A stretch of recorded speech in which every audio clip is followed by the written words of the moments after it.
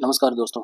Date है आज की 7 नवंबर 2025 और आज हम हिंदू की editorial redraw welfare architecture place a UBI in the centre discuss करने वाले हैं।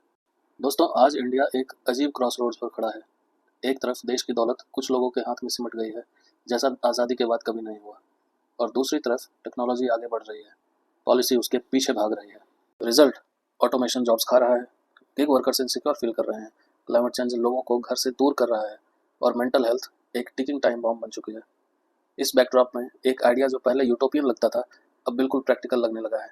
यूनिवर्सल बेसिक इनकम, यानी सबको एक फिक्स्ड अनकंडीशनल इनकम। यूबीआई एक ऐसा कुशन हो सकता है जो मास अनएम्प्लॉयमेंट के दौरान लोगों को संभाले। मशीन्स जब इंसानों से ज़्यादा काम करने लगे, तब यह इनकम उन लोगों की मदद करेगी जो सिस्टम से बाहर हो जा रहे हैं। अनपेड केयर वर्क जैसे घर का काम, बच्चों की देखभाल को भी वैल्यू देगा, जिसे आज तक कोई इकोनॉमिक रिकॉग्निशन नहीं मिलता। और सबसे बड़ी बात, ये एक सिंपल और डिग्निफाइड सिस्टम क्रिएट करेगा जहां हर सिटीजन को एक बेसिक सेफ्टी नेट मिले। इंडिया के लिए यूबीआई क्यों ज़रूरी है? आज इंडिया के वेलफेयर स्कीम्स बहुत फ्रेगमेंटेड हैं। कहीं लीकेज है, कहीं डुप्लीकेशन, और कहीं लोग बिल्कुल एक्सक्लूड हो जाते हैं। आधार और डीबीटी जैसे सिस्टम्स के होने के बाद भी एक सिंपल और यूनिवर्सल सिस्टम की कमी महसूस होती है। यूबीआई इस गैप को फिल कर सकता है। पर बात सिर्फ एडमिनिस्ट्रेशन की ही नहीं है, ये मोरल और इकोनॉमिक दोनों एंगल से ज़रूरी है। पीआईबी के हिसाब से इंडिया इनकम इक्वालिटी में टॉप 5 में है, पर वो सिर्फ कंजम्पशन पे ही बेस्ड इंडेक्स है। रियल पिक्चर कुछ और है। वर्ल्ड इनइक्वालिटी डाटाबेस के मुताबिक इंडिया का वेल्थ गिनी कोफिशिएंट के अनुसार 75 है, मतलब दौलत बहुत अनइवनली डिस्ट्रीब्यूटेड है। टॉप 1% के पास 40% वेल्थ है और टॉप 10% के पास लगभग 77%। दोस्तों, जीडीपी 8.4% के ग्रोथ रेट से बढ़ रहा है, पर यह ग्रोथ सबके जीवन में खुशी नहीं ला रहा। वर्ल्ड हैप्पीनेस रिपोर्ट में इंडिया 126 रैंक पे है, नेपाल, बांग्लादेश और पाकिस्तान से भी नीचे। सोचो, हर जनधन अकाउंट में हर महीने एक छोटी सी रकम आ जाए, बिना फॉर्म, बिना फेवर। गिग वर्कर ऐप बंद होने पर भी सब्जी खरीद सके, रिक्शा ड्राइवर का बेटा नए शूज पहन के स्कूल जाए। यूबीआई यही करता है, इकोनॉमिक डिग्निटी सबके लिए। फ्रीबीज और वन टाइम वादों के बजाय ये ग्रोथ को हर किचन तक ले जाता है, न कि सिर्फ क्वार्टरली रिपोर्ट्स तक।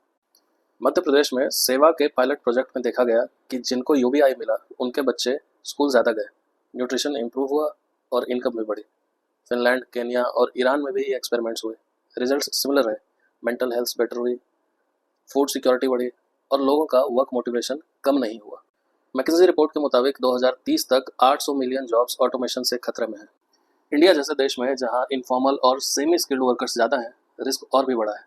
यूबीआई उन्हें एक ट्रांजिशन कुशन दे सकता है ताकि वो नए स्किल्स सीख सकें और अपनी ज़िंदगी रिबिल्ड कर सकें।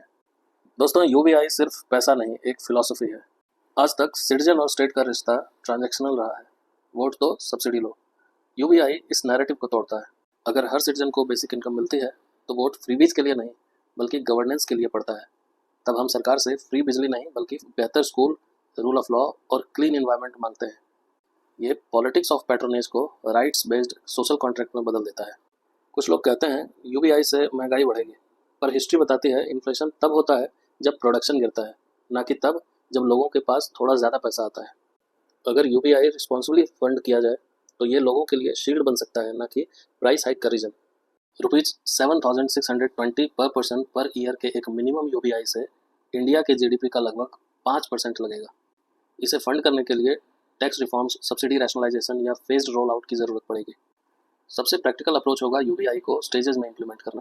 पहले vulnerable groups, women, elderly, disabled और लो इनकम वर्कर्स के लिए, फिर ग्रेजुअली सबके लिए। आधार और जनधन ने ग्राउंड वर्क तो कर दिया है, अब डिजिटल लिटरेसी और कनेक्टिविटी के गैप्स को फिल करना होगा। दोस्तों, यूबीआई कोई मैजिक वॉन्ड नहीं है। ये जॉब क्रिएशन, हेल्थ और एजुकेशन के प्रॉब्लम्स अकेला सॉल्व नहीं करेगा, पर ये एक फाउंडेशन जरूर दे सकता है जहाँ से हर सिटीजन अपनी ज़िंदगी डिग्निटी और इंडिपेंडेंस के साथ जिए। ये अनपेड केयर वर्क को भी पहचान देता है। डिपेंडेंसी नहीं बढ़ाता, अपॉर्चुनिटी बढ़ाता है। सो आज का सवाल ये नहीं है कि कैन वी अफोर्ड यूबीआई, सवाल ये है कि can we afford not to, क्योंकि डेमोक्रेसी तभी स्ट्रांग होती है जब हर सिटीजन सिक्योर फील करे। तो दोस्तों, आज की वीडियो कैसी लगी कमेंट में ज़रूर बताएं, और वीडियो अच्छी लगी तो वीडियो को लाइक करें, शेयर करें और चैनल को सब्सक्राइब करना ना भूलें। मिलते हैं अगले वीडियो में एक नए टॉपिक के साथ, एक नए पर्सपेक्टिव के साथ।